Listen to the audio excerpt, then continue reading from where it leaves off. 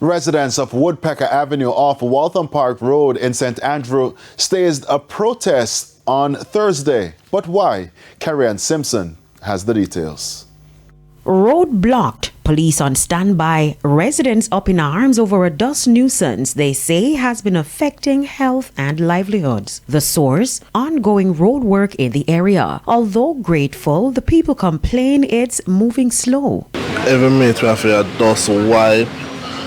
Yeah, especially every minute we have especially counter over there. If you look, every 5 minutes we have a wipe. Those sweep out the shop and those stuff. It's a good thing that the road is fixing, but they're just keeping on carrying and dumping off truckload of mall and not wetting up the road. You see, if the road could have wet like 3 times for the day or they aisle it will be good for us. Look here, the customer them come, they have to sit on this. Look. They say this has been the situation since last year and now their health is being affected. My daughter have to check the doctor the other day. Your daughter have to go to the doctor? Yes, asthma. Yeah.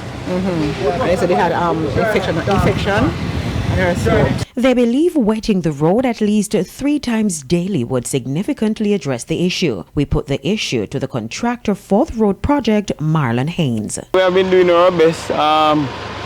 I guess we maybe can try a little harder. However, we try to wet the road at least 2 times a day. As you can see, summertime, sun very hot.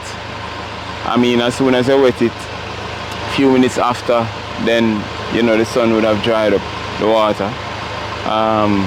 But we're going to try and see how best we can improve on wetting it a little bit more often. The roadwork, which started last October, is set to be completed later this year. Carrie-Ann Simpson, TVJ News.